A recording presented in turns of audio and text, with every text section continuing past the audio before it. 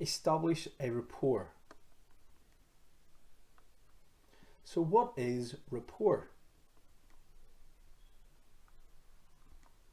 Well, rapport is a state of harmonious understanding, and this can be with an individual or a group of people. In other words, rapport is getting on well with another person. Now, having these makes communication process much easier. Now, as you're aware, sometimes you can hit it off with a client and sometimes you get that cold feeling. But how do you start building a better rapport with your client? So let's look at some key factors. Try using your client's name. Address your client personally. Be inclusive and use your client's involvement within all the sessions that you conduct. Be supportive and approachable. Demonstrate interest in active listening with your client and engage with your client. Communication skills. Be positive and use conversational verbal communication. Now, the reason why we insist on verbal communication is because a lot of communication is done via Facebook, Twitter, WhatsApp, or email. There's nothing like verbal communication with another person. You can hear the tonality when you speak to them, and you can get to ask better questions. So this could either be face to face, over the phone, or even a Skype call.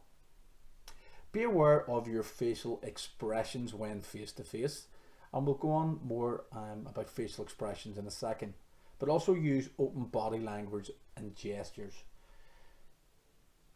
The American Psychological Association has got a great piece on facial expressions and emotion. Now, you can read this in your own time or just click on the link within the slide and this will take you straight to it. But they will go through different facial expressions, and this article even goes into micro expressions.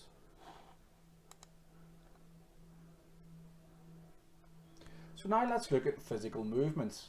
This could be facial expressions, body postures, gestures, handshakes, breathing, or other type of physical movements.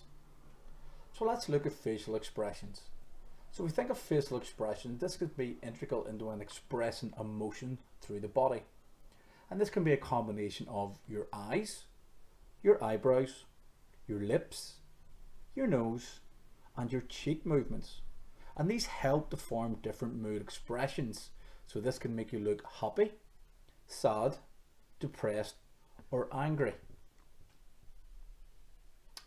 And the good old handshake. Now, we've all been in the end of a good solid handshake, but let's look to see what they can categorize them into. We've got the finger squeezer, which hurts.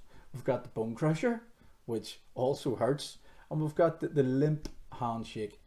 Now, when shaking hands, kind of historically, a firm, friendly handshake has long been recommended in the business world as a good way to make a first impression.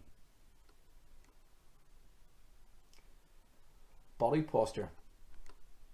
For example, if a person's feeling angry, they would portray dominance over another person, and their posture would display these type of angry tendencies.